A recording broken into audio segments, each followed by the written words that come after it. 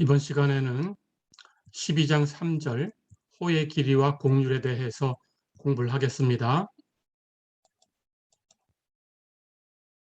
자, 우선 호의 길이에 대해서 공부를 할게요.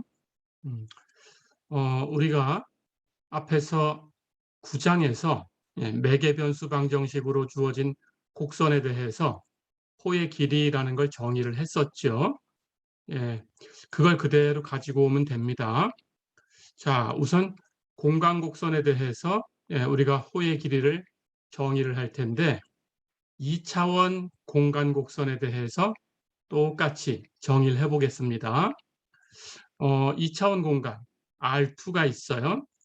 R2의 공간곡선이 하나 있고 그 공간곡선이 벡터 함수 R은 실수 전체의 집합 R에서 실평면 R2로 가는 어떤 함수다 이렇게 생각을 하면 됩니다.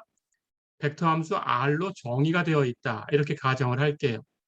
자, 그렇다면 이 벡터 함수 R에 대해서 그 이미지가 되는 공간 곡선 그것의 호의 길이 그 길이를 어떻게 계산할 거냐라는 건데 이것은 9장에서 배운 대로 똑같이 하시면 됩니다. 여기 R이라는 이 함수가 R에서 R2로 가는 함수니까 어떤 실수 T를 이 평면에 있는 어떤 벡터 RT로 보내주는 거죠. 그렇다면 RT라는 것은 이 실평면 2차원 공간에 있으니까 당연히 2차원 벡터가 될 거고요. 그 2차원 벡터는 X좌표, Y좌표로 표현이 될 테니까 RT를 FT, GT 이렇게 가정해 볼 수 있겠죠. 자, 그럴 때 그 곡선이 이 매개변수 t가 알파부터 베타까지 움직였다 이렇게 가정을 해보겠습니다. 다시 얘기하면 이것을 매개변수 방정식 9장에서 배운 대로 표현할 수 있어요. x좌표는 ft, y좌표는 gt 그렇게 표현된 거니까 매개변수 방정식으로 x는 ft, y는 gt 이렇게 표현하면 되겠죠. 그때 t가 알파부터 베타까지 움직였다 이렇게 된 거죠. 자, 그렇다면 우리 9장서 언급했듯이 이 매개변수 방정식에 대해서 이 곡선의 길이를 계산하는 방법을 알고 있습니다. 그렇죠? 자, 그렇다면 그 길이 L은 이렇게 주어지지요.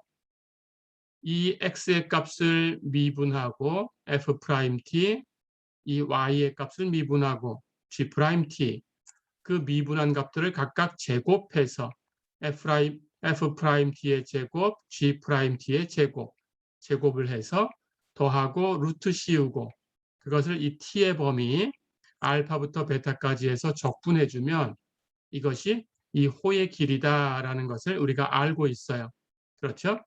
자, 그렇다면 이 똑같은 방식으로 이 평면에 있는 이 벡터 함수, 이 벡터 함수에 대해서는 당연히 이게 우리가 배웠던 매개변수 방정식하고 똑같은 거니까 같은 방법으로 정의를 해주면 됩니다. 그렇죠? 자, 그래서 이 평면 벡터 함수 RT의 이 곡선의 길이는 인티그럴 알파부터 베타까지 루트 f't의 제곱 플러스 g't의 제곱 dt 이렇게 되지요. 그렇죠? 자, 그런데 우리는 앞의 시간에서 벡터 함수에 대해서 그 벡터 함수의 도함수가 어떻게 되는 건지 계산을 했었어요. 벡터 함수 RT가 주어지면 그것을 성분별로 미분하면 R'T라는 걸 얻을 수 있고 R'T는 접선 벡터 역할을 한다라는 것이 지난 시간에 배운 거지요. 자, 그렇다면 여기 우리가 적분하려는 이 P적분 함수를 볼까요? 루트 F'T의 제곱 플러스 G't의 제곱 R'T의 좌표를 제곱해서 더하고 루트를 씌운 값이죠. 그렇다면 우리 벡터의 크기 배웠으니까 이것은 R'T의 크기다라는 걸 바로 알 수 있지요. 그렇죠? 즉 접선 벡터의 크기예요. 그렇죠? 그러면 이 P적분 함수가 접선 벡터의 크기니까 길이라는 것은 결국은 접선 벡터의 크기를 적분한 값이죠. 그렇죠? 이렇게 기억해 두시면 됩니다. 자, 그래서 이 평면에 있는 벡터 함수 이 공간 곡선, 평면 공간 곡선, 예, 이것의 길이는 접선 벡터의 크기를 이 매개 변수 움직임 범위 알파부터 베타까지 해서 적분해 주면 된다라는 걸 얻었어요. 어렵지 않죠? 자, 그렇다면 평면 곡선에 대해서 이렇게 정의가 된 거니까 결국은 우리가 이것을 확장해서 쓸 수 있겠죠. 그래서 3차원 공간에 있는 공간 곡선도 똑같이 얘기하면 됩니다. 그래서 이 개념을 그대로 확장해서 쓸 거예요. 자, 그렇다면 3차원 공간 곡선이 있다. 이렇게 가정을 해볼게요.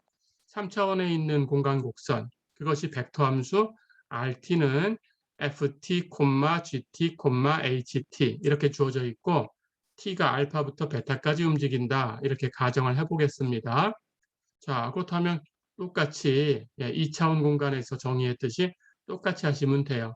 그래서 이것을 정의로 씁니다. 그래서 이 곡선의 길이는 인티그럴 알파부터 베타까지 여기 매개 변수가 증가하는 방향으로 적분해 주시면 되고요.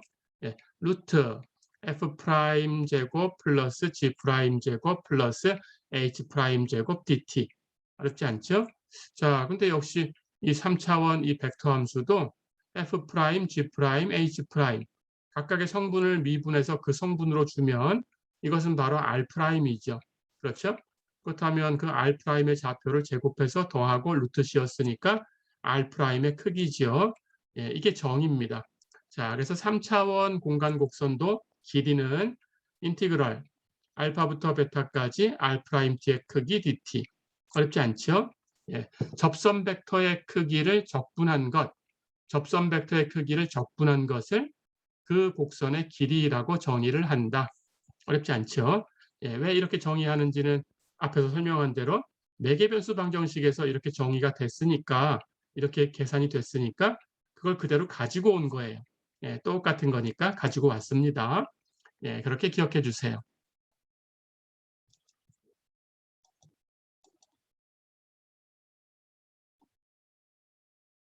자, 그러면 곡선의 길이를 하나 구해 보겠습니다. 이제 1번 보세요. 이제 1번. 벡터 방정식 RT가 코사인 TI 플러스 사인 TJ 플러스 TK다. 이게 원형 나선이다라는 걸 앞에서 연습을 했었죠. 자, 그럴 때 이 원형 나선 위에 점 1,0,0에서 1,0,2파이까지 호의 길이를 구해라 그랬어요. 자, 그렇다면 이 점에서 이 점까지 길이를 계산할 거니까 당연히 t가 어디서 어디까지 움직였는가라는 걸 계산을 해야 되겠죠. 그렇죠? 앞에서 연습한 대로 여기 z좌표를 보니까 t가 있어요. 그렇다면 1,0,0을 t가 0일 때고, 그렇죠? 1,0,2파이는 t가 2파일 때죠. 그렇죠? 자, 그러니까 t는 0에서 2파이까지 움직였어요. 그렇죠? 그렇다면 이걸 가지고 호의 길이를 계산을 합니다. 자, 호의 길이를 우리가 R'의 크기를 적분한 것으로 정의를 했으니까 당연히 R'이 필요하지요. 그럼 미분하겠습니다. R'T는 여기 성분별로 미분하면 돼요. 코사인 T 미분하면 마이너스 사인 T, 사인 T 미분하면 코사인 T, T를 미분하면 1이죠. 그렇죠? 그래서 R'T는 마이너스 사인 TI 플러스 코사인 TJ 플러스 1K, 즉 K죠. 플러스 K 이렇게 됐네요. 그렇죠. 자, 그럼 이제 이 접선 벡터를 계산했으니까 접선 벡터의 크기를 구합니다. 좌표를 제곱해 더하고 루트 씌우면 돼요.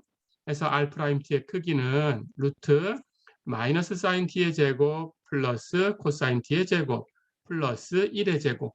그렇죠? 근데 마이너스 사인 T 제곱하고 코사인 T 제곱해서 더하면 이 값은 1이죠. 그렇다면 1하고 1을 더했으니까 루트 안의 값이 2니까 R'의 크기는 루트 2지요. 그렇죠? 자, 그럼 정의대로 이제 계산합니다. 그래서 이 곡선의 길이는 t가 움직인 범위에서 적분해야 되니까 인티그럴 0부터 2파이까지. 그렇죠? R't의 크기를 적분할 텐데 R't의 크기를 계산했더니 상수 함수가 나왔어요. 루트 2. 해서 루트 2를 적분하면 된다. 그렇죠? 루트 2 t로 적분하면 루트 2 t입니다. t가 0부터 2파이까지. 그럼 t에다 2파이 대입한 값에서 0 대입한 값을 뺄 거니까 0 대입하면 0이지요. 버리고 2파이 대입한 것, 예, 그럼 루트 2하고 곱하면 됩니다. 2 루트 2 파이다. 어렵지 않죠? 예, 이렇게 하시면 되겠어요.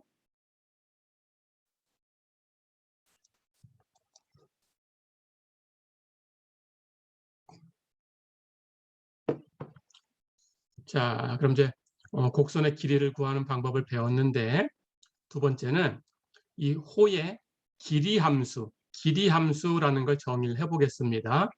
예, 그래서 우리가 어떤 곡선을 얘기할 때 그 길이를 가지고 매개 변수를 바꿔주면 예, 어떤 얘기든 어떤 이론이든 얘기하기가 편한 경우가 있어요. 예, 그런 경우를 위해서 예, 이렇게 바꿔보려고 하는 겁니다. 자, 그래서 우선 길이 함수라는 걸 정의를 할게요. 길이 함수가 뭐냐? 어떤 공간 곡선이 있어요. 3차원에 있던 2차원에 있던 다 똑같은 얘기로 할 수 있습니다. 그 공간 곡선을 C라고 할까요? 자, 그럴 때 그 곡선이 벡터 함수, 즉 식이지요. 그 곡선의 식. 벡터 함수 RT로 주어졌다. 이렇게 가정을 할게요. 그리고 RT는 좌표가 일단 3차원을 기준으로 해서 좌표 3개로 FT, GT, HT 이렇게 움직인다고 하고 T는 알파부터 베타까지 움직였다. 이렇게 가정을 할게요. 자, 그럴 때 여기 곡선을 한번 그려볼까요? 이렇게 RT가 있어요. 근데 T가 알파부터 베타까지 움직였으니까 여기 시작하는 점 T가 알파일 때죠. 자, 그렇다면 여기는 T가 알파일 때 시작이니까 곡선이 이렇게 가고 있다면 알파라는 점이 되겠죠. 그렇죠? 자, 그럴 때 T는 알파부터 베타 사이에 있다라고 가정을 하고 그 사이에 있는 어떤 T를 임의로 선택을 한 거예요. 자, 그러니까 이 T는 여기 알파부터 베타까지 움직입니다. 여기 종점을 R, 베타라고 해볼까요? 그렇다면 T는 이 사이에 있으면 되는 거니까 그때 RT라는 것은 R 알파와 R 베타 사이에 어딘가 이렇게 있으면 돼요. 움직일 수 있어요. 그렇죠? 자, 그래서 임의의 T입니다. 임의의 T를 이렇게 선택을 했어요. 그래 놓고 여기 R 알파부터 여기까지 T를 선택했으니까 이 값은 RT지요. 여기까지 이만큼 길이를 계산해 보고 싶은 거예요. 이것의 길이. 자, 그럴 때 이 길이라는 것은 금방 정의한 대로 여기 변수가 알파부터 t까지 움직였죠. 그렇죠? 그럼 알파부터 t까지 적분해 주면 됩니다. 예, 적분해야 되는 값은 R'의 크기죠. R'의 크기를 적분하면 되는데 여기 변수 t를 사용했으니까 이 변수는 t 대신에 u라고 바꿔줄게요. 예, 정적분은 변수하고는 관계없죠. 예, 우리가 수학적 사고에서 배운 대로 정적분이라는 것은 구간이 같고 같은 구간의 정적분이고 내가 적분하려는 함수, 피적분 함수가 같은 함수다. 그러면 그 정적분의 값은 같지요. 그렇죠? 자, 그래서 여긴 u로 이렇게 바꿔줘도 똑같은 겁니다. R'의 크기를 적분했다라는 거죠. 그렇죠?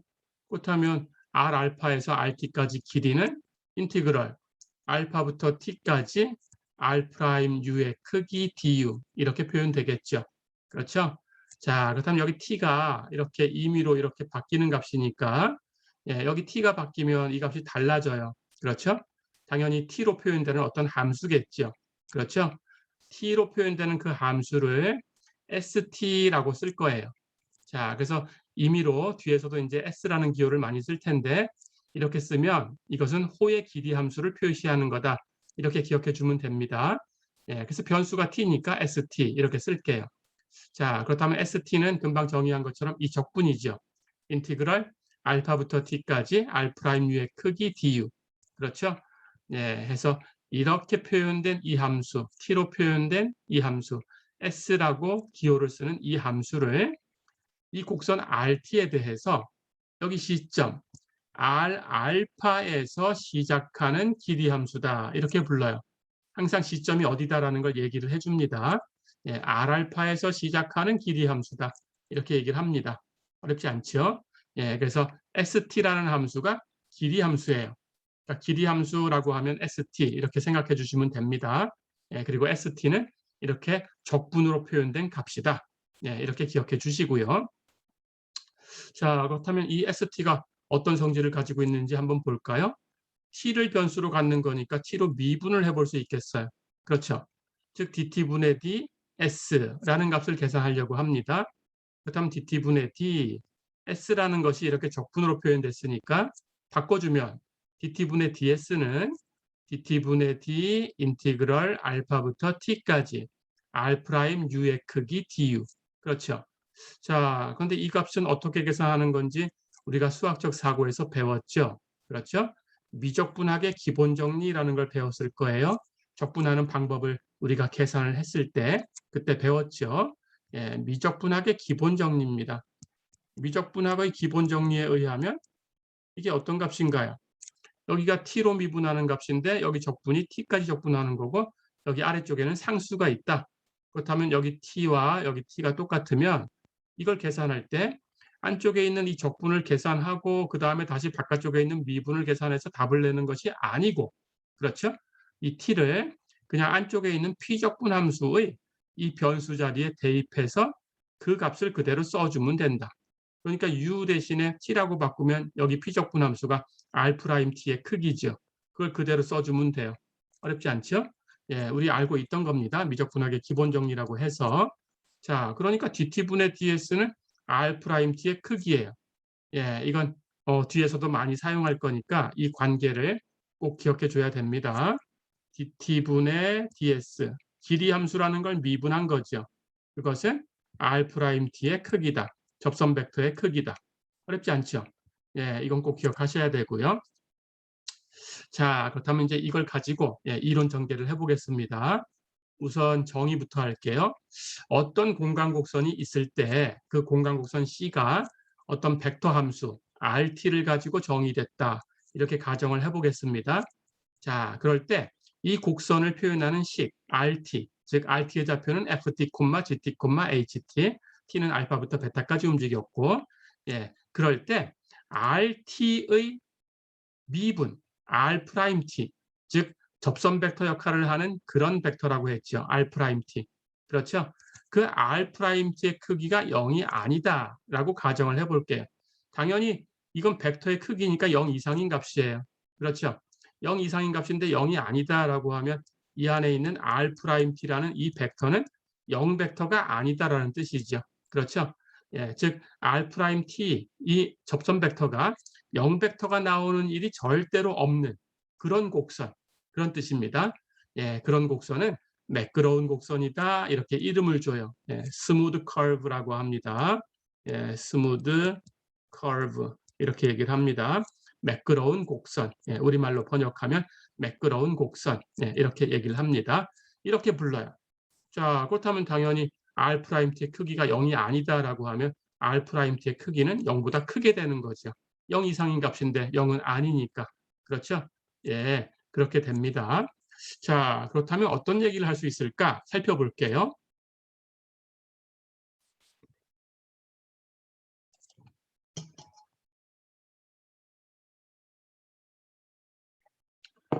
그런 경우에 이제 우리가 주어진 곡선을 호의 길이, 조금 전에 얘기했던 st라는 함수죠. 그걸 가지고 매개 변수를 바꿔줄 수 있어요. 원래 rt, t를 매개 변수로 가지고 있는 곡선인데 그 t를 호의 길이 함수 st 해서 s를 가지고 표현할 수 있어요.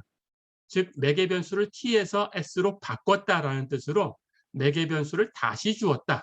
그런 의미로 재매개 변수화 이렇게 부릅니다. 예, 그래서 호의 길이 s를 가지고 재매개 변수화를 할 수 있어요. 자, 그런데 금방 얘기한 것처럼 앞에서 정의했던 것처럼 매끄러운 곡선일 때 그렇게 할 수 있습니다. 그래서 꼭 기억하시고요. 자, 그렇다면 매끄러운 곡선에 대해서 재매개 변수화 얘기를 해볼게요. 공간곡선 C가 마찬가지로 RT라는 식으로 표현됐어요. 그런데 이 곡선 C는 매끄러운 곡선이었어요. 다시 얘기하면 R'T는 절대로 0벡터가 나오진 않아요. 그러니까 R'T의 크기를 계산하면 0보다 커요. 그렇죠? 예, 이런 얘기입니다. 자, 그렇다면 금방 얘기한 것처럼 R'T의 크기가 우리 미적분학의 기본 정리를 가지고 살펴보니까 길이 함수, s를 미분한 함수하고 똑같아요. dt분의 ds. 그렇죠? 그런데 R'T는 절대로 0벡터가 아니니까 R'T의 크기는 0보다 큰 값만 가져요. 즉 R'T의 크기가 0보다 크다. 그게 dt분의 ds하고 같은 거니까 dt분의 ds가 0보다 크다. 이렇게 해석이 된 거죠. 그렇죠. 그런데 이게 뭔가요? 우리 수학적 사고에서 배웠듯이 s라는 함수를 t를 가지고 미분한 s의 도함수지요. 그렇죠. 즉 도함수가 0보다 크다라는 뜻이에요. 그렇죠? 그렇다면 우리는 어떤 얘기를 할 수 있나요? 그 주어진 함수의 도함수가 0보다 크다? 그 함수는 증가함수다라는 뜻이지요. 그래서 s는 증가함수다 그런 뜻입니다.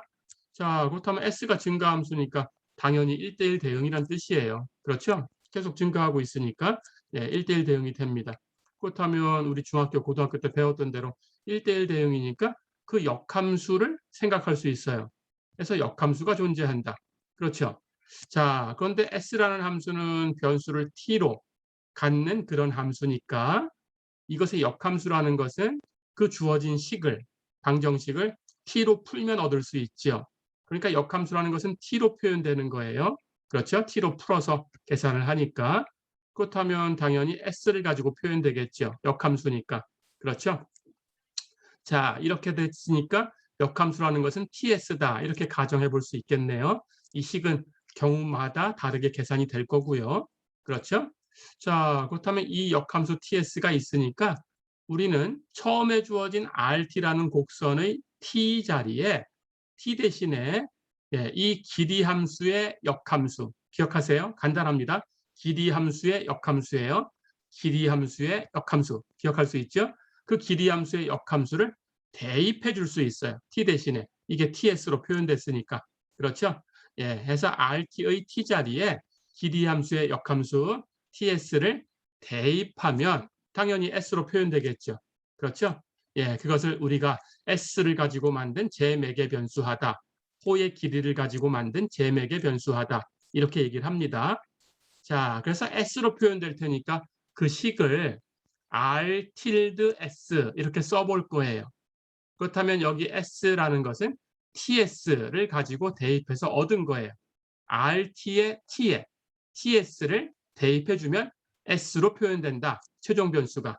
그렇죠. 그래서 r tilde s라는 이 곡선을, 새로운 곡선, 매개 변수를 바꾼 곡선을 얻을 수 있습니다. 이렇게 얻은 r tilde s를 원래 주어져 있던 rt라는 곡선에 R알파에서 시작하는, 항상 길이 함수 얘기하려면 시작점이 있어야 된다고 했죠. R알파에서 시작하는 호의 길이를 가지고 만든 제맥의 변수하다 이렇게 불러요. 어렵지 않죠? 이렇게. 자, 그럼 제맥의 변수화를 한번 계산을 해볼까요?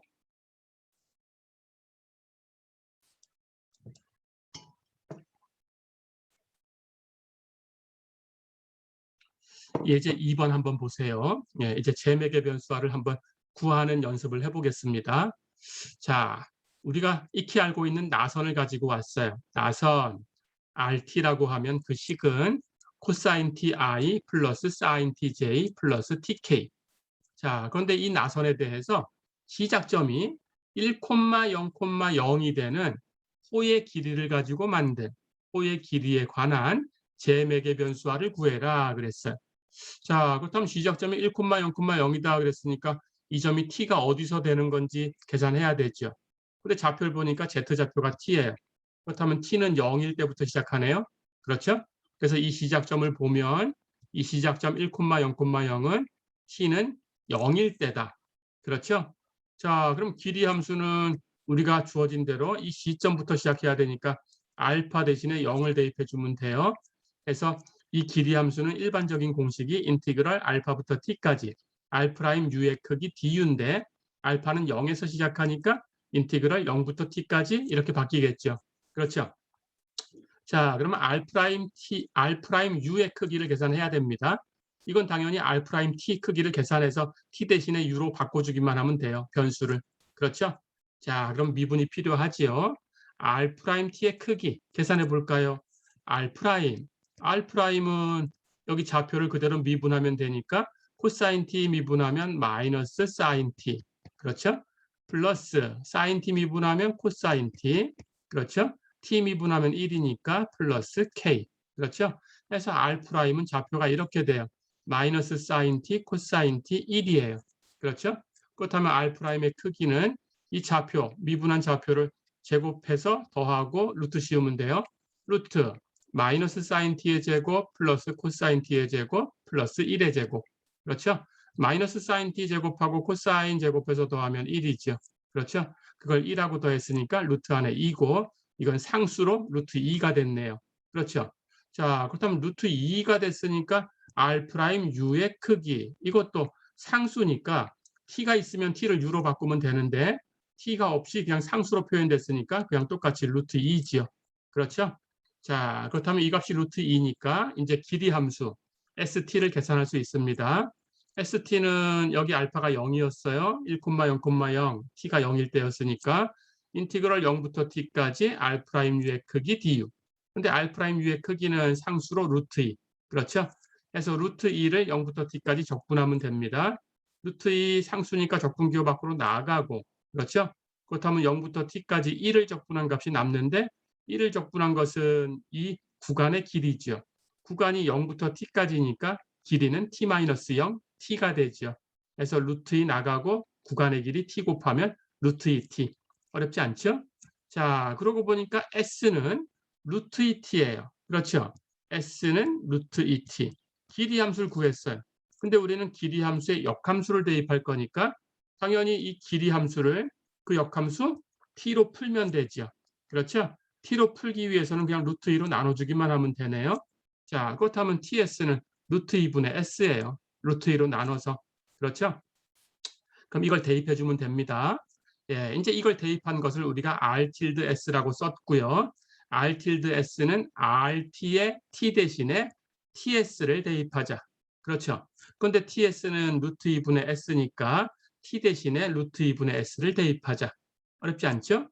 자, 그럼 rt의 t 대신에 여기 t 대신에 루트 2분의 s를 대입해주면 여기 코사인 안쪽에도 t 대신에 루트 2분의 s, 사인 안쪽에도 t 대신에 루트 2분의 s, 여기도 t가 있으니까 t 대신에 루트 2분의 s 대입해주기만 하면 돼요. 어렵지 않죠? 그럼 첫 번째 좌표는 여기 코사인 t인데 t 대신에 루트 2분의 s를 대입하니까 코사인 루트 2분의 si. 그렇죠? 플러스 그 다음 사인 t인데 t 대신에 루트 2분의 s 대입하면 사인 루트 2분의 sj. 그렇죠? 플러스 tk인데 t 대신에 루트 2분의 s 대입하면 플러스 루트 2분의 sk. 어렵지 않죠? 네, 이렇게 하시면 됩니다.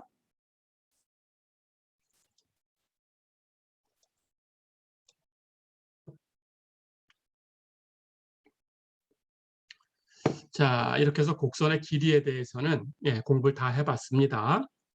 이제 두 번째 얘기, 곡률 얘기를 할게요. 곡률. 곡률이라는 것은 영어로는 curvature라고 합니다. curvature. 곡률, curvature라고 하고요. 이것은 어떤 곡선이 얼만큼 휘어져 있나, 휘어진 정도를 표시하는 값이에요. 정도를 표시하는 값입니다. 그 점마다 달라질 테니까 그 점마다 다른 값을 가지고 계산을 해주면 어떤 실가 함수가 생기겠죠. 이 컬버처라는 것은 실가 함수입니다. 해서 값이 실수로 주어지는 실가 함수다. 이렇게 기억하시면 되고요. 자, 그렇다면 휘어진 정도를 어떻게 어떤 값을 가지고 표시를 할까? 방법이 딱 한 가지만 있는 건 아니에요. 근데 우리가 널리 알려져 있는 그 방법을 이제 배우는 건데, 그 방법이 보통 통용되는 방법이고, 그것과 뭐 완전하게 방법이 다른 그런 방법은 뭐 없으니까, 그걸 가지고 뭐 상수배해서 준다든가 이런 것은 사실은 크게 의미는 없지요. 그래서 그냥 이게 다 같은 방법이구나 이렇게 인정을 해주는 것뿐이고, 그래서 우리가 알려진 방법이 그냥 이렇게 얘기하는 이 한 가지 방법이고, 바꾼다면 거기에 어떤 수를 곱해서 이렇게 바꾸는 방법은 있다. 이렇게만 알고 있으면 됩니다. 자, 그래서 휘어진 정도를 이렇게 얘기할 수 있어요. 이 곡선을 볼까요? 이렇게 곡선이 있다고 하겠습니다. RT. RT가 이렇게 주어져 있을 때 하고 RT라는 곡선이 이렇게 주어져 있을 때 하고 비교를 해볼 거예요. 이걸 이 도로상의 어떤 이 지구상에 있는 어떤 길이라고 생각하면 돼요. 어떤 도로가 이렇게 있다. 차가 다니는 도로가 이렇게 있다라고 생각하면 됩니다. 자, 그렇다면 이 길이 얼만큼 휘어져 있나라는 것을 감으로 생각을 하는 거예요. 자, 그럴 때 어떤 자동차가 여길 지나고 있다라고 생각을 해보겠습니다. 또 어떤 자동차는 여길 지나고 있다라고 생각을 해볼게요. 그렇다면 여길 지나가는 자동차하고 여길 지나가는 자동차가 이 도로가 휘어져 있는 정도를 어떻게 느낄 건가라는 거예요.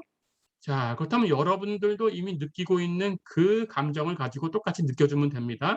그렇다면 이렇게 휘어진 것보다는 이렇게 휘어진, 여기에 지나갈 때 휘어진 정도가 굉장히 많이 휘어졌구나. 운전대를 이렇게 회전을 많이 해야 될 것 같아요. 그렇죠? 실제로 우리가 알고 있는 그런 느낌이 그거죠. 그렇죠? 해서 여기보다는 여기가 많이 휘어져 있다. 이렇게 생각이 됩니다. 자, 그렇다면 여기는 휘어진 정도가 크다라고 느끼죠? 그렇다면 그 휘어진 정도를 곡률이라고 할 거니까 곡률이 크다. 이렇게 얘기하고 싶어요. 여기는 휘어진 정도가 이것보다는 작다라고 느낄 테니까 그렇다면 이것보다는 여기는 곡률이 작다. 이렇게 얘기하고 싶어요. 그렇죠? 자, 그렇다면 이제 여기서 얘기한 우리가 지금 공감하고 있는 이런 휘어짐이라는 것이 어떻게 정의돼야 될 건가라는 거예요. 자, 근데 간단합니다. 금방 내가 이걸 도로라고 얘기한 것처럼 자동차가 이렇게 지나가고 있다라고 생각하면 돼요. 자, 그렇다면 자동차가 지나갈 때 이 점을 지나갈 때는 이렇게 접선 벡터가 이렇게 주어지고 있겠죠. 그렇죠. 접선 벡터가 이렇게 주어져 있어요. 이 점을 지나가면서 접선 벡터가 이렇게 바뀝니다. 이 점을 지나가면서 접선 벡터가 이렇게 바뀌죠. 그렇죠? 이번에는 이곳을 지나가 볼까요? 이곳을 지나갈 때 접선 벡터가 이렇게 있다가 이렇게 있다가 이렇게 있다가 이렇게 바뀝니다. 그렇죠? 그렇다면 접선 벡터가 어떤 것이 더 변화가 심한가라는 걸 살펴볼 수 있어요. 접선 벡터가 이렇게 움직이는 것은 그렇게 크게 변화가 있지 않아요. 그렇죠?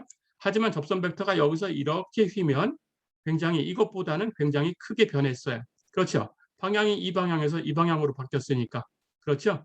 아, 그러고 보니까 이 휘어진 정도를 얘기할 수 있는 방법 중에 하나가 접선 벡터의 변화가 크다, 작다라는 걸 가지고 얘기할 수 있겠구나 하는 거죠. 그렇죠? 그러니까 곡률이 작다라는 것은 t의 변화가 작다 이렇게 얘기해 볼 수 있을 거고 곡률이 크다라는 것은 t의 변화가 크다 이렇게 얘기해 볼 수 있어요. 그렇죠? 그래서 우리가 이 방법을 선택을 하겠습니다. 곡률이라는 것을 t의 변화라는 걸 가지고 약속을 할 거예요. 자, 그렇다면 t의 변화라는 거니까 t의 도함수의 크기를 가지고 얘기하면 되겠죠. 그렇죠? 그런데 도함수라는 것은 우리 조금 전에 제매개 변수화라는 것도 공부를 해봤지만 그냥 주어진 RT를 가지고 우리가 미분해서 그 크기를 재는 것하고 변수를 바꿔서 S로 바꿔서 미분해서 크기를 재는 것하고 같은 길인데 달라질 수가 있어요. 그렇죠? 그렇다면 여기 이 곡선, 이 길이라고 얘기했던 이 도로를 RT라고 표현했을 때 하고 도로를 S로 바꿔서 R tilde S라고 바꿔서 계산했을 때 하고 이 휘어진 정도가 달라진다면 말이 안 되죠. 그렇죠. 자, 그렇다면 같은 길은 길이 같으면 그 위치, 같은 위치에서 휘어진 것은 같아야 돼요. 매개 변수가 달라졌다고 이 같은 길의 같은 점인데 휘어진 정도가 달라지면 안 되겠죠. 그렇죠. 그래서 미분을 가지고 얘기하려고 하니까 매개 변수가 바뀌면 그 크기가 바뀌어 버리니까 우리는 어떤 매개 변수를 가지고 계산할 거냐. 기준이 되는 매개 변수를 하나 약속을 해줘야 돼요. 그렇죠. 자, 그래서 그 기준이 되는 매개 변수를 길이 함수 s를 가지고 선택을 할 거예요. 어렵지 않죠? 그래서 호의 길이 함수 s를 가지고 우리가 공률을 정의한다. 공률을 정의하는 기준이다. 이렇게 생각해 주면 됩니다. 어렵지 않죠? 자, 그럼 금방 얘기한 것처럼 이 t라는 이 접선 벡터, 그 접선 벡터도 단위 접선 벡터를 가지고 얘기할 거예요. 접선 벡터 방향만 같으면 똑같이 그 변화가 크거나 작거나 하는 건 다 똑같이 얘기할 수 있는 거니까 단위 접선 벡터를 가지고 얘기하는 것이 기준이 되겠죠. 그렇죠? 해서 대문자 t를 가지고 기준으로 약속을 하겠습니다. 자, 그럼 다시 한번 살펴보면 대문자 t라는 것은 단위 접선 벡터였으니까 r 프라임, r 프라임의 크기분의 r 프라임 이렇게 정의한 거다라는 거 알고 있죠? 자, 그래서 t에 대해서 우리가 어떤 곡선, 그 곡선의 어떤 점, 주어진 점의 곡률, 그 곡률은 그리스 문자 카파라고 씁니다. 이렇게 쓴 거, K하고 비슷하게 쓴 이것은 카파입니다. 그리스 문자고요. 예, 카파라고 표기를 할 거예요. 자, 그래서 어떤 곡선의 곡률 카파는 어떻게 정의할 거냐? 단위 접선 벡터 t의 호의 길이 함수 s를 가지고 얘기한 그 변화율로 정의한다. 다시 얘기하면 그걸 기호로 표시하면 s를 가지고 변화율을 얘기할 거니까 대문자 t를 s로 미분한 것의 크기예요. 됐죠? 그래서 카파의 정의입니다. 예, 곡률의 정의는 ds분의 dt의 크기다. 어렵지 않죠? 예, 이게 정의입니다. 첫 번째 정의. 자, 그러면 곡률의 정의는 이렇게 하는 거니까 기억해 두시고요. 그렇다면 이제 곡률을 계산을 해야 될 텐데 우리가 조금 전에도 호의 길이 함수 S에 대해서 제매개 변수화를 구해 봤어요. 그렇죠? 근데 제매개 변수화를 계산하려니까 어떻게 해야 되나요? 길이 함수에 역함수를 t 대신에 대입한다. 그렇죠? 근데 길이 함수를 구할 때 어떻게 했죠? 인티그럴 알파부터 t까지, 즉 알파부터 t까지 적분을 했어요. 그렇죠? 자, 그러니까 모든 곡선의 식이 그 적분이 수월하다라는 법은 없어요. 그렇죠? 예, 적분이 안 되는 경우도 있고 어려운 경우도 있습니다. 자, 그러니까 정의는 이렇게 기준을 주기 위해서 S를 가지고 기준을 줬지만 실제로 계산하려고 하니까 S로 바꿔서 즉 제매개 변수화를 계산한 다음에 그걸 다시 S를 가지고 T를 미분해서 크기를 재고 이렇게 하는 것이 복잡하고 어려울 수가 있다는 거죠. 그렇죠? 그렇다면 계산을 위해서는 쉬운 방법이 있어야 되겠다. 그렇죠? 자, 그런데 그렇게 어렵지 않습니다. 똑같이 하면 돼요. 예, 우리가 9장에서 다 배우고 왔어요. 카파는 정의하기를 기준을 주기 위해서 S를 선택한 것뿐이지 ds분의 dt의 크기. 그렇죠? 하지만 계산을 실제로 꼭 S를 가지고 할 필요는 없지요. 그렇죠? S를 계산하는 자체가 복잡할 수 있으니까. 자, 그렇다면 우리는 S도 T의 함수다라는 걸 알고 있어요. 대문자 T도 T의 함수다라는 걸 알고 있어요. 그렇다면 9장에서 배운 대로 ds분의 dt는 당연히 dt분의 ds분의 dt분의 d 대문자 T. 그렇죠? 예, 이게 매개변수 방정식으로 주어졌을 때 이 미분하는 방법이었죠. 그렇죠? dt 약분하면 없어지니까 ds분의 dt하고 똑같다라는 이론을 알고 있었죠. 그렇죠? 자, 그렇다면 ds분의 dt의 크기는 dt분의 ds분의 dt분의 dt의 크기다. 그렇죠? dt분의 dt는 대문자 t를 소문자 t로 미분한 겁니다. t'라고 바로 쓸 수 있어요. 그렇죠? 그렇다면 위에 있는 값은 t'의 크기예요. 그렇죠?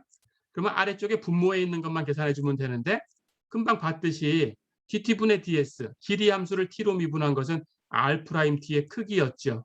그렇죠? 예. 그렇다면 r't의 크기 역시 우리가 매끄러운 곡선에 대해서 다루고 있다라고 하면 이 분모에 있는 값은 0보다 큰 값이에요. 그러니까 0보다 큰 값이니까 크기 밖으로 나갈 때 절대값 없이 그냥 나가도 되죠. 그렇죠? 그래서 분모에 있던 이 값은 R'의 크기네요. 다 됐죠? 그렇다면 이 전체 곡률이라는 것은 그냥 처음에 주어진 변수 t를 가지고 계산할 수 있다. 어떻게 계산하면 되냐? 이게 계산법입니다. R'의 크기분의 T'의 크기다. 어렵지 않죠? 예, 기억하세요. R'의 크기분의 T'의 크기. 이게 곡률이다. 됐죠?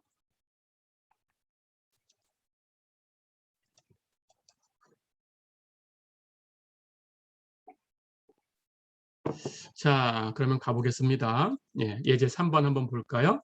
조금 전에 얘기했던 곡률의 식을 가지고 곡률을 한번 계산을 해보겠습니다. 반지름이 A가 되는 원의 곡률이 A분의 1인 걸 보여라 그랬어요.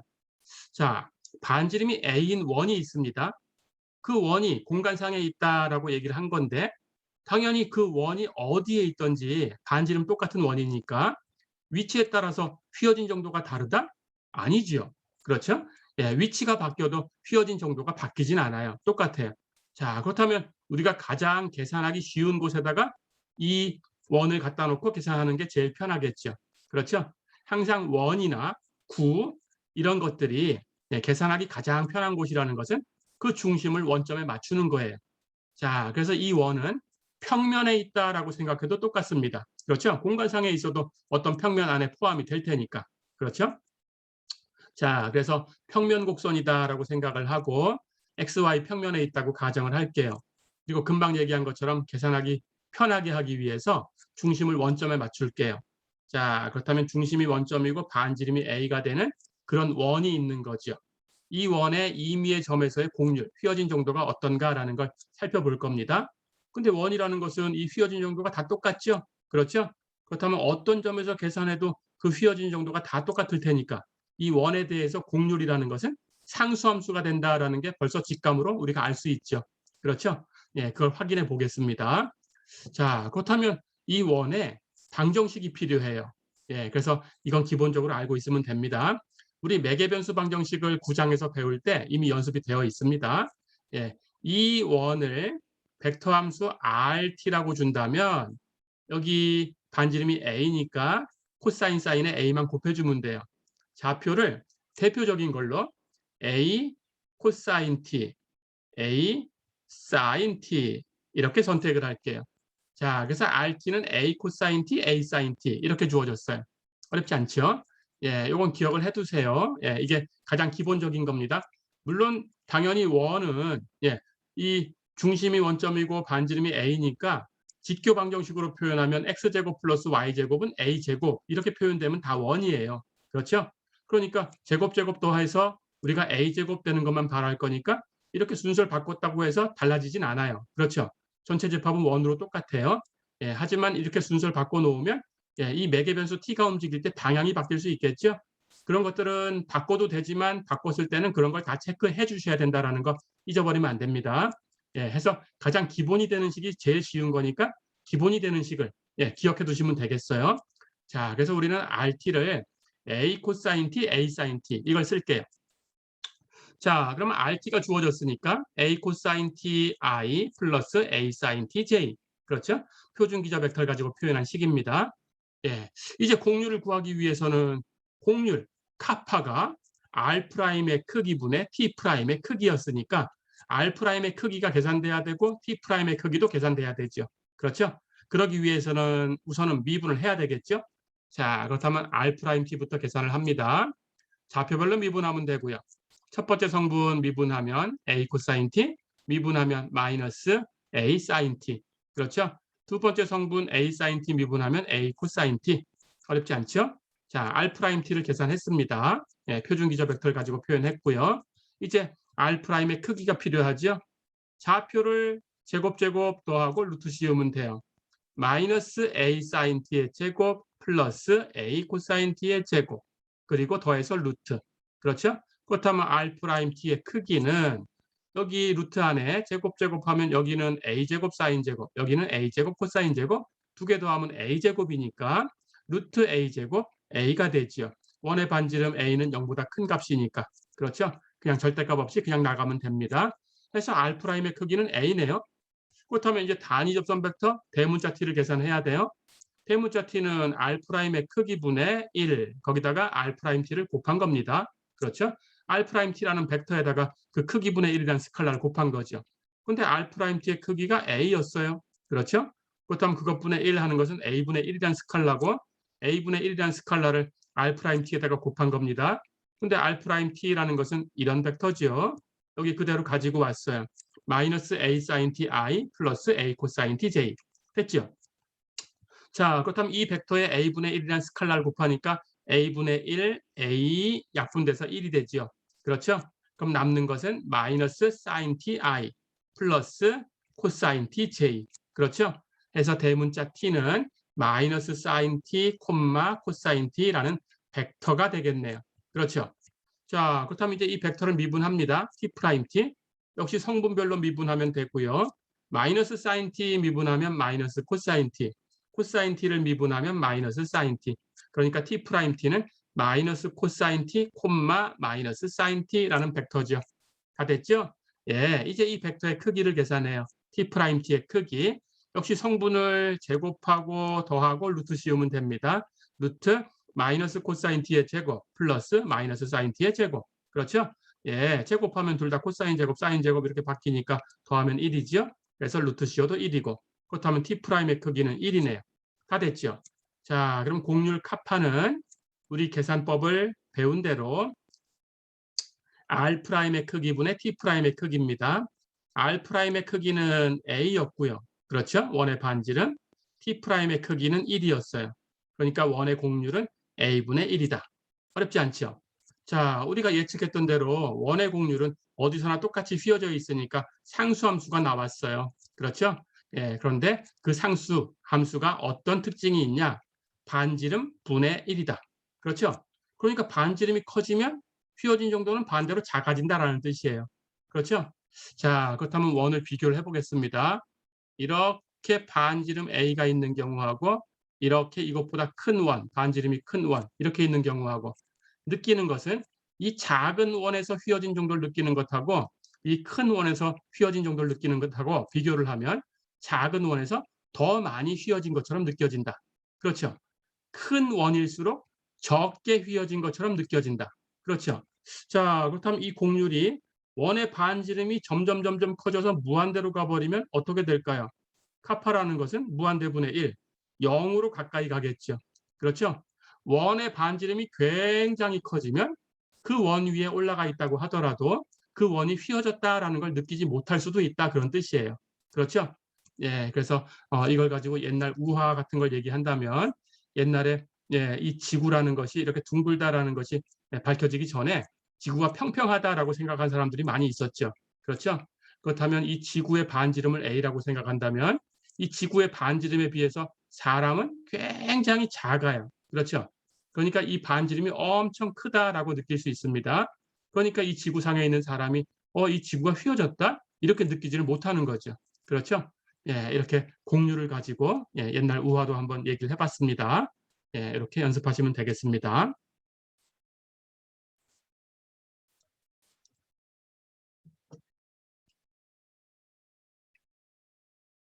자, 그러면 네, 이번에는 공률을 계산하는 방법을 이제 하나 얻었어요.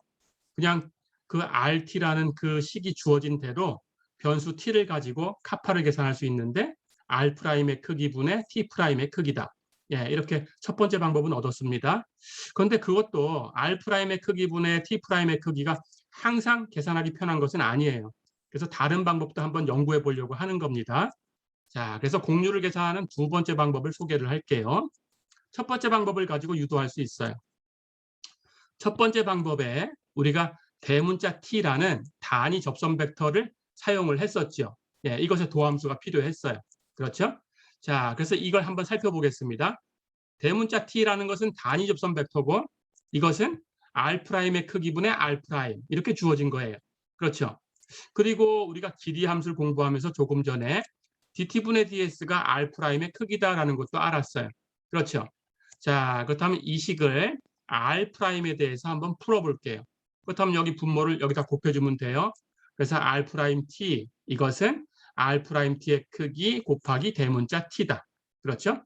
그런데 R'의 크기 하는 것은 dt분의 ds 길이 함수 s를 미분한 그 도함수예요.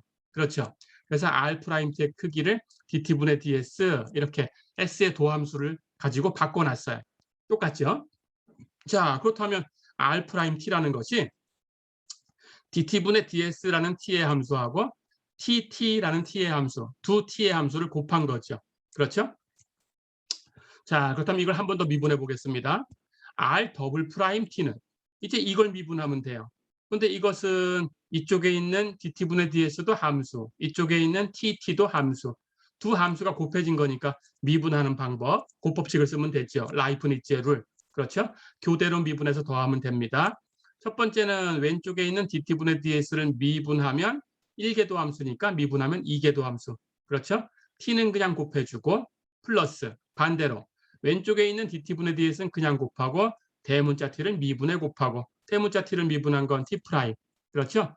예, 이렇게 r 더블 프라임을 계산할 수 있어요. 그렇죠? 자, 그렇다면 r 프라임 t도 벡터고 r 더블 프라임 t도 벡터니까 우리 앞에서 11장에서 벡터 곱을 배웠습니다. 두 벡터의 벡터 곱을 계산해 볼 수 있겠네요. 계산해 볼까요? r 프라임 t 곱하기 r 더블 프라임 t는 r 프라임 t 결과가 dt분의 ds 곱하기 t입니다. 그렇죠? r 더블 프라임 t 여기 이걸 미분해서 얻었어요. 이 값이에요. 그렇죠? 자, 그러면 이 벡터와 이 벡터를 곱하는 건데 곱하기는 이 덧셈에 대해서 분배가 돼요. 풀어낼 수 있습니다. 그래서 이렇게 곱한 것하고 플러스 이렇게 곱한 것 계산해 주면 됩니다. 자, 그런데 앞에 이것과 이것을 곱해 볼까요? dt분의 ds는 스칼라니까 그냥 밖으로 나가면 되고요. dt제곱분의 d제곱 s 이것도 스칼라 펑션이니까 밖으로 나가면 돼요. 두 개 곱하고 벡터끼리 곱하는 것은 t와 t를 곱하는 거예요. 그렇죠? 자, 그런데 우리 앞에서 배웠듯이 자기 자신과 자기 자신을 벡터 곱을 하면 같은 벡터를 가지고 자기 자신과 자기 자신의 벡터 곱을 계산하면 0벡터죠. 그렇죠? 예, 순서를 바꾸면 부호가 바뀌어야 되는데 같은 거니까 순서 바꿔놔도 같은 형태가 돼야 되니까. 그렇죠? 그래서 이게 0벡터다라는 걸 앞에서 공부했죠. 그렇죠? 자, 그럼 t 곱하기 t는 0벡터니까 앞에 있는 것은 곱해서 0벡터예요. 그럼 거기다가 어떤 스칼라를 곱해도 0벡터예요. 그렇죠? 해서 없어졌어요. 해서 이것과 이 뒤쪽에 있는 이걸 곱한 것만 남았어요. 그렇죠? 자, 그래서 이 결과는 dt분의 ds 곱하기 dt분의 ds t 프라임. 그렇죠? 역시 dt분의 ds는 스칼라 펑션이니까 이 벡터곱 밖으로 그냥 나가서 곱해지면 됩니다. 똑같은 거니까 두 번 곱하면 dt분의 ds의 제곱. 그렇죠? 뒤에 있는 건 벡터곱 t와 t 프라임을 곱하기를 하면 돼요. 그렇죠? 자, 그럼 이제 t 곱하기 t 프라임 계산을 해냈어요. 그런데 우리는 이것은 이제 크기를 계산해 보기 위한 건데 그 전에 이것이 어떤 성질이 있는가를 볼 거예요. 자, t라는 것은 단위 접선 벡터였어요.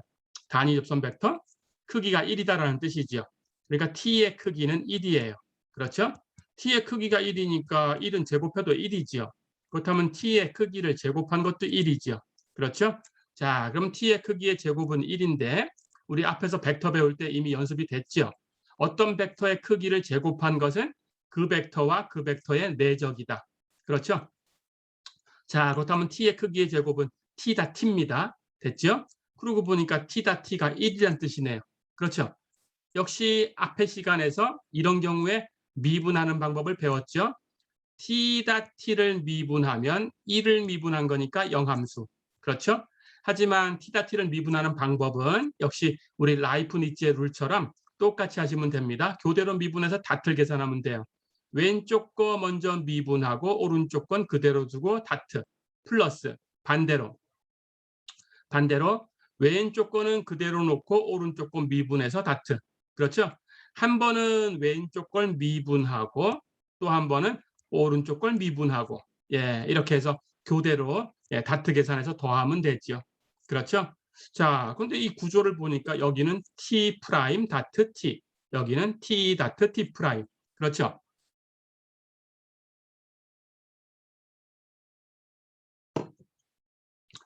이 두 개의 조합이 같아요. 자, 그렇다면 다트의 성질. 다트는 A.B나 B.A나 순서를 바꿔도 달라지지 않는다라고 했어요. 그렇죠? 그렇다면 같은 거죠? 같은 걸 두 번 더했으니까 2배, 2 곱하기 T.T. 그렇죠? 그렇다면 T.T 프라임에 2배 한 것이 0이네요. 그렇죠? 예, 그렇다면 2가 없어도 T.T 프라임은 0이다. 어렵지 않죠? 이게 무슨 소린가요? 어떤 두 벡터가 있는데 내적을 계산했더니 0이에요. 그렇다면 두 벡터는 수직이죠.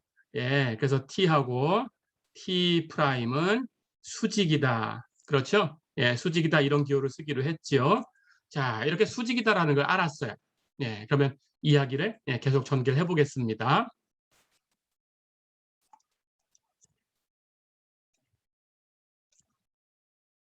자, 금방 얘기했듯이 t하고 t 프라임이 서로 수직이니까 이 두 벡터 사이 각은 2분의 파이, 90도예요. 그렇죠?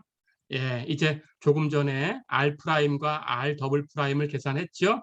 곱하기도 계산했습니다. 그러면 이것의 크기를 재볼게요. r 프라임 곱하기 r 더블 프라임이 결과가 dt분의 ds의 제곱 곱하기 t 곱하기 t 프라임이었어요. 그렇다면 r 프라임 곱하기 r 더블 프라임의 크기는 이것의 크기. 그렇죠? 자, 그런데 우리 이 벡터의 크기를 계산하는 것은 여기 크기 안에 있는 이 스칼라 펑션은 크기 밖으로 나갈 때 절대값 취해 나가야 되는데 이건 제곱이죠. 그렇죠? 제곱이니까 절대값 없이 그냥 나가도 돼요. 그렇죠? 거기다가 t 곱하기 t 프라임의 크기를 곱해주면 되는데 우리 앞에서 11장에서 배웠죠? a 곱하기 b의 크기, 즉 a 곱하기 b는 a, b 두 벡터의 모두 수직인 벡터인데 그 크기를 계산하면 어떻게 됐어요? A라는 벡터와 B라는 벡터가 만드는 평행사변형의 넓이가 나왔어요. 그렇죠? 즉 A 곱하기 B의 크기가 A의 크기, B의 크기, 사이각 세타에 대해서 곱하기 사인 세타 이렇게 계산됐기 때문이죠. 그렇죠? 자, 그렇다면 T 곱하기 T'의 크기는 T의 크기, T'의 크기, 사이각 세타에 대해서 사인 세타. 그런데 금방 얘기한 것처럼 T와 T'은 수직이다라고 했으니까 사이각이 2분의 파이. 그렇다면 사인 2분의 파이. 그렇죠? 근데 사인 2분의 파이는 1이죠. 그렇죠? t는 단위 접선 벡터니까 크기가 1이죠. 그렇죠? 그렇다면 1은 곱하나 마나니까 이 두 개는 곱하나 마나가 되겠어요. 남는 것은 dt분의 ds의 제곱하고 t'의 크기죠. 그렇죠? 예, 앞에서 얻었던 그 카파의 공식에 r'의 크기분의 t'의 크기가 있었죠. 그렇다면 t'의 크기를 계산할 수 있겠네요. 이걸로 나눠주면 되겠죠. 예, 그래서 t'의 크기는 나눠주면 dt분의 ds의 제곱분의 r' 곱하기 r'의 크기다. 어렵지 않죠? 자, 그런데 dt분의 ds는 아까 r't의 크기다라는 걸 봤습니다. 그러니까 그걸 제곱한 것은 r'의 크기를 제곱한 거예요. 그렇죠? 그래서 t'의 크기는 r'의 크기의 제곱분의 r' 곱하기 r'의 크기다. 어렵지 않죠? 예, 그럼 첫 번째 식을 가지고 오겠습니다. 첫 번째 식에서 곡률 카파는 r'의 크기분의 t'의 크기다라는 걸 우리가 이미 봤고요. 그렇다면 여기서 t'의 크기를 이렇게 바꿔놓을 수 있겠네요. 그렇죠? 그래서 t'의 크기를 여기 구한 대로 이렇게 바꿔놓겠습니다. r'의 크기의 제곱분의 r' 곱하기 r'의 크기다. 어렵지 않죠? 예, 이제 이걸 정리하면 이 번분수 이렇게 정리하면 안쪽 곱한 거 분의 바깥쪽 곱한 거. 안쪽에 이렇게 곱한 것은 r'의 크기가 하나는 제곱, 하나는 1승. 곱하면 3승이죠. 그래서 r' 크기의 3승분의. 여기는 1분의 하는 거니까 1하고 얘를 곱하면 이 값이죠. r' 곱하기 r'의 크기. 그렇죠? 해서 곡률을 구하는 두 번째 방법을 유도했어요. 곡률 카파는 이렇게도 구할 수 있다. r'의 크기의 3승분의 r' 곱하기 r'의 크기다. 어렵지 않죠? 예, 여기 공식에서 보듯이 야 이걸 계산하는데 r', r' 곱하기 계산하는 게 오히려 쉽겠다라고 생각하면 이 식을 쓰면 됩니다. 예, 그렇게 기억해 주세요.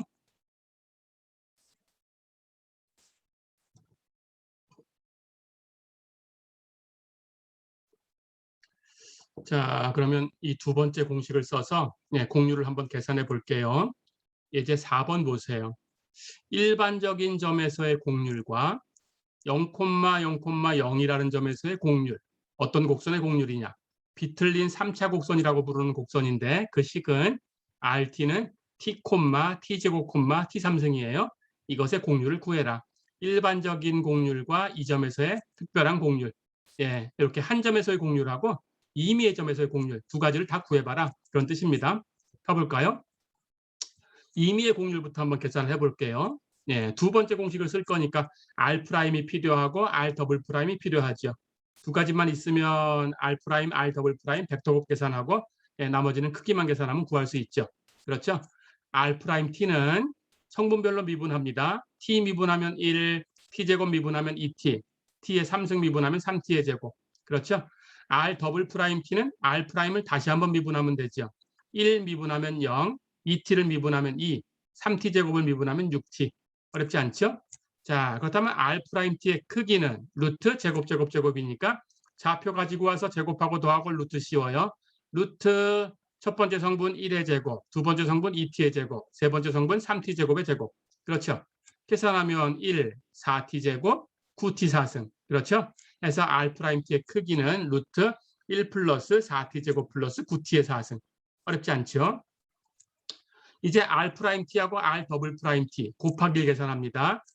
곱하기 정의대로 3차 행렬식 첫 번째 행은 IJK 표준 기저 벡터 두 번째 행은 앞에 곱해지는 벡터의 좌표 R' 좌표 1, 2t, 3t제곱 그렇죠? 세 번째 행은 뒤에 곱해지는 벡터의 좌표 R의 더블' 좌표 0, 2, 6t 어렵지 않죠?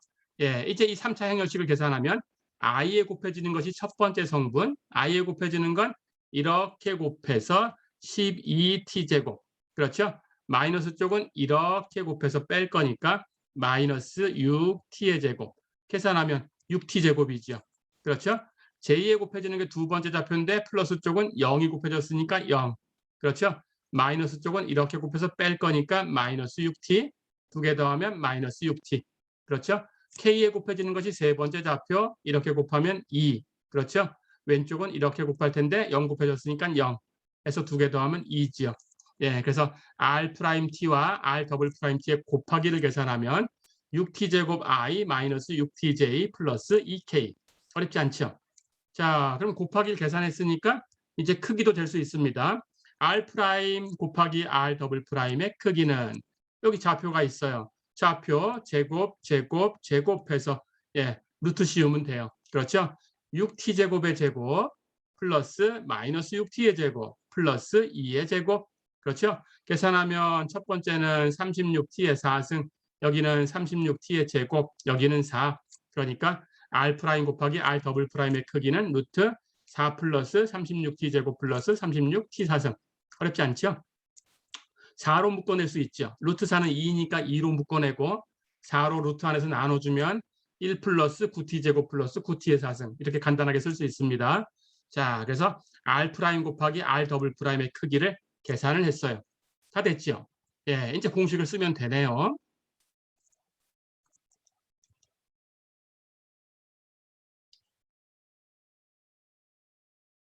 자, 그렇다면 두 번째 공식을 써볼까요? 카파는 r' 크기의 3승분의 r' 곱하기 r'의 크기다. 그렇죠? 다 계산했습니다. r' 하는 것은 크기를 재니까 루트 1 플러스 4t 제곱 플러스 9t의 4승이었어요. 루트는 2분의 1승. 2분의 1승을 3승 했으니까 2분의 3승. 어렵지 않죠? 예, 이렇게 됐고요. r' 곱하기 r'의 크기는 금방 정리한 대로 2는 나갔고 루트 1 플러스 9t 제곱 플러스 9t의 4승. 다 됐죠? 예, 일반적인 점, 예, 일반적인 변수 t를 가지고 공률, 카파 t를 계산한 값이 구해졌습니다. 다 됐죠? 자, 그렇다면 이걸 바로 이용할 수 있어요. 이걸 이용하면 0,0,0에서 공률을 계산할 수 있죠? 예, 그런데 0,0,0 하는 것은 마지막 성분, 예, 여기 이 첫 번째 성분, 두 번째 성분, 이것이 무엇이다라는 걸 알죠? 곡선이 t, t제곱, t3승이었어요. 그렇죠? 그렇다면 당연히 t가 0일 때죠. 그렇죠? 0,0,0은 t가 0일 때다라는 걸 가지고 계산하면 됩니다. 자, 그렇다면 임의의 t에서의 공률 카파 t는 이렇게 주어진 거니까 1 플러스 4t제곱 플러스 9t4승의 2분의 3승분의 2루트 1 플러스 9t제곱 플러스 9t4승. 이렇게 주어진 거니까 이 값에 t 대신에 0을 대입하면 되죠. 그렇죠? t 대신에 0을 대입하면 분모, 이 두 항은 0으로 떨어지니까 1이고요. 1의 2분의 3승 1이고요. 그렇죠? 해서 분모는 1이고요. 분자는 t 대신에 0 대입하면 루트 안에 두 항, 이건 떨어지고 루트 안에 1 남는데 루트 1은 1이니까 2하고 곱하면 2가 되죠. 그렇죠? 해서 1분의 2 계산하면 2가 되죠. 어렵지 않죠? 자, 그래서 t가 0일 때 공률이니까 t 대신에 0 대입하고 카파 0이라고 쓸게요. 카파 0은 2다. 어렵지 않죠? 예, 이렇게 구해봤습니다.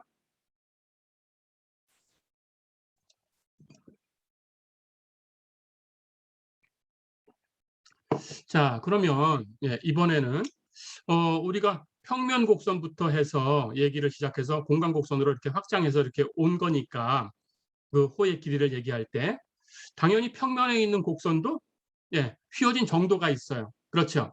자, 그래서 그 경우에 대해서 알아보겠습니다. 근데 그 중에서 평면 곡선 중에서 예, 특별하게 y는 fx 이렇게 한식으로 이렇게 한꺼번에 표현할 수 있는 그런 곡선에 대해서 알아볼게요. 예, 이게 세 번째 얘기입니다. 자, 그럼 평면 곡선이 y는 fx 이렇게 주어졌다고 가정을 해볼까요? 그렇다면 우리는 예, 이것을 매개변수 방정식으로 벡터 함수로 표현하는 방법을 알고 있어야 돼요. 이것은 15장에서도 예, 또 똑같은 방법으로 얘기를 할 거니까 그때까지 기억을 하셔야 됩니다. 근데 어렵지 않아요. 여기 독립변수를 매개변수로 바꾸면 돼요. 주어진 독립변수를 매개변수로 바꿔주기만 하면 됩니다. 자, 그래서 y는 fx다라고 주어지면 평면에 있으니까 당연히 좌표는 두 개. 그렇죠. 근데 그걸 3차원 공간에 있다라고 생각하면 세 번째 좌표는 0 이렇게 주면 돼요. 근데 우선 평면에 있다라고 생각하면 x를 매개 변수 t라고 바꾸면 돼요. 예, 그래서 rt는 x는 t 이렇게 주면 됩니다. 그럼 t 콤마. 그렇다면 y는 fx라고 했는데 x를 t라고 놨으니까 y는 ft하고 똑같죠. 그렇죠? 그렇다면 여기는 ft 이렇게 주면 돼요. 어렵지 않죠? 해서 rt는 t, ft 이렇게 주면 됩니다. 자, 그런데 굳이 매개 변수를 t를 가지고 와서 또 쓸 필요가 없죠. 예, 이 문자를 남용할 필요가 없어요. 그러니까 처음에 주어진 대로 rt라고 쓰나 rx라고 쓰나 사실은 다른 게 없으니까 예, 그냥 x라고 써서 x는 x라고 주고 y는 주어진 식대로 fx라고 주고 이렇게 주면 돼요. 어렵지 않죠? 거꾸로 만약에 x가 gy 이렇게 풀렸다면 y라는 게 독립변수죠. 그렇죠? 그럼 그 독립변수를 매개변수로 바꾸면 돼요. 그래서 이것을 rt라고 바꾸는 방법은 이번에는 y를 t라고 주는 거예요. 그럼 y를 t라고 줬으니까 x는 gt 이렇게 되겠죠. 그렇죠? 예, 이것도 똑같이 그냥 독립변수를 y라고 써버리면 ry는 gy, y 이렇게 줄 수 있다라는 거죠. 그럼 독립변수는 y가 움직인 범위를 그대로 주면 돼요. 그게 매개변수가 움직인 범위가 되는 거예요. 어렵지 않죠? 자, 그래서 y는 fx는 예, 평면에 두려고 하면 rx는 x, fx다 이렇게 주면 된다고 했습니다. 그런데 이제는 이것을 3차원 공간에 있는 식을 가지고 얘기를 했으니까 3차원 공간에 있는 평면 벡터다 이렇게 생각하고 싶어요. 그렇다면 세 번째 좌표를 0으로 주면 돼요. 그렇죠? z는 0 이렇게 주면 되겠죠. xy 평면은 식이 z는 0이니까 어렵지 않죠? 그래서 rx는 x, fx, 0이다 이렇게 생각하면 됩니다. 어렵지 않죠? 자, 그럼 평면 곡선 y는 fx가 주어졌을 때 이걸 매개변수로 3차원 공간에 있는 매개변수 방정식으로 표현한다면 3차원 공간 곡선 rx는 x, fx, 0이다. 어렵지 않죠? 예, 그럼 조금 전에 있던 글식을 써보겠습니다. R'과 R'이 필요했어요. R' x로 미분합니다. 첫 번째 성분 x로 미분하면 1, 두 번째 성분은 미분하면 f'x, 세 번째는 영함수니까 미분해도 영함수. 그렇죠? 더블 프라임도 계산할 수 있죠. R 더블 프라임 x는 1을 미분하면 0. 그렇죠? f 프라임 미분하면 이계도함수 f의 더블 프라임. 영함수는 미분해도 영함수. 그러니까 더블 프라임은 0, f의 더블 프라임 x, 0이다. 어렵지 않죠? 예. 두 번째 식에서 r 프라임 x의 크기가 필요했고요.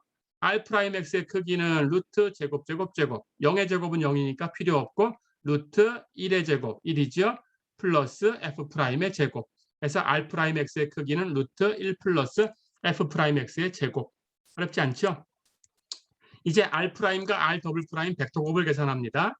r 프라임 곱하기 r 더블 프라임 3차 행렬식이고요. ijk가 첫 번째 행. 두 번째 행은 r 프라임의 좌표 그대로 가지고 옵니다. 1, f 프라임 0.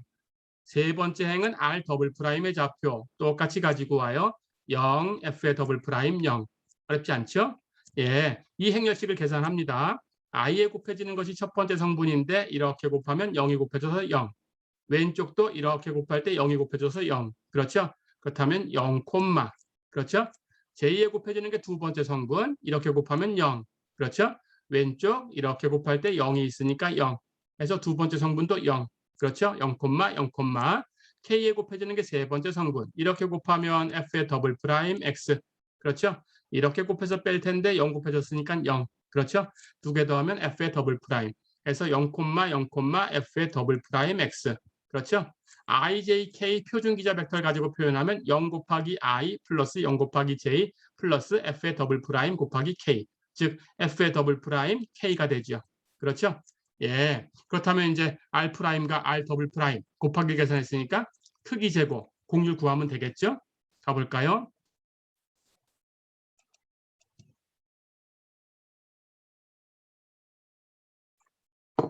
자, 그래서 r 프라임 곱하기 r 더블 프라임의 크기를 계산하면 예, 루트 제곱 제곱 제곱. 그렇죠?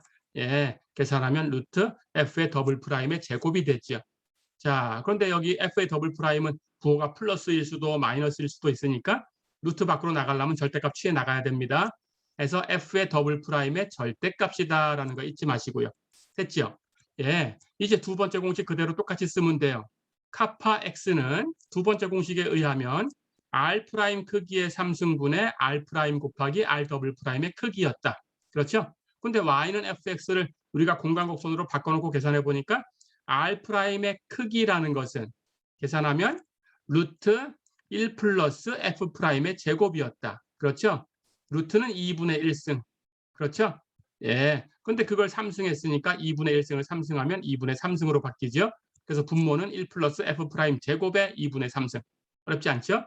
분의 r 프라임과 r 더블 프라임 곱하기를 해서 크기를 쟀더니 더블 프라임의 절대값이었어요.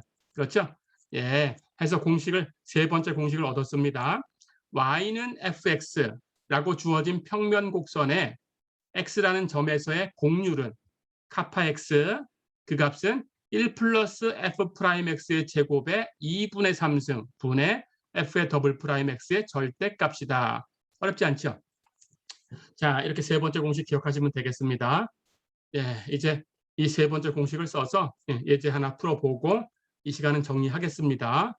예제 5번 보세요. 0,0, 1,1, 2,4에서 포물선 y는 x제곱 이것의 공률을 구해라 그랬어요. 자, y는 fx 모양이죠. 공률을 계산하려면 더블 프라임과 일개도함수 f 프라임이 있어야 되죠. 그렇죠? 예, 해서 프라임, 더블 프라임 계산하고 이 공식대로 크기 계산해 주면 됩니다. 그럼 x가 어디에서 계산된 거냐라는 걸 알아야 되니까 x좌표를 보면 돼요. 그렇죠? 0,0은 x가 0일 때고 1,1은 x가 1일 때고 2,4는 x가 2일 때죠. 그렇죠? 예, 이제 대입만 해주면 되겠습니다. 우선 공률을 구해볼까요? fx는 x제곱이지요. 한 번 미분하면 f 프라임 x는 2x지요. 두 번 미분하면 f의 더블 프라임 x는 2지요. 그렇죠? 그렇다면 카파 x는 그대로 갑니다. 1 플러스 f 프라임의 제곱, f 프라임은 2x예요. 그러니까 1 플러스 2x의 제곱. 그것의 2분의 3승. 그렇죠? 분의 더블 프라임의 절대값. 더블 프라임은 2예요. 2의 절대값. 그렇죠? 근데 2의 절대값 2니까 그대로 쓰면 되고요. 2x 제곱하면 4x 제곱. 그래서 1 플러스 4x 제곱의 2분의 3승분의 2다. 어렵지 않죠? 자, 그렇다면 주어진 점의 x 값을 여기 x에다가 대입해 주면 됩니다. 그래서 각각 x에다가 0과 1과 2를 대입하면 되죠. 예. 그렇다면 0,0, 1,1, 2,4에서의 공률은 여기 주어진 공률의 x자리에다가 0과 1과 2를 대입해서 얻을 수 있어요. 첫 번째 점, 0,0에서의 공률은 카파 0이지요.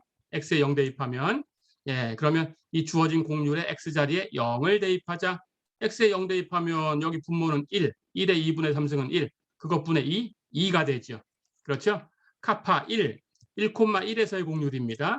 x자리에다가 1을 대입했어요. 그럼 여기는 1 제곱해도 1인데 4 곱하면 4, 1 더하면 5가 돼서 5의 2분의 3승 분의 2다. 그렇죠? 예, 계산하면 약 0.18 정도가 되네요. 2,4에서의 공률은 x자리에다가 2를 대입하면 되죠. x에 2 대입하면 제곱해서 4, 4 곱하면 16, 1 더하면 17. 그래서 17의 2분의 3승분의 2. 계산하면 약 0.03이 되네요. 어렵지 않죠? 예, 이렇게. 자, 이렇게 해서 이번 시간, 예, 이제 12장에 대해서는 다 공부를 했습니다. 예. 이번 학기 진도의 12장은 여기 3절까지고요. 다음 시간은 13장으로 넘어갑니다. 예, 그렇게 공부하시면 되겠습니다. 자, 이번 시간은 여기까지입니다. 수고했습니다.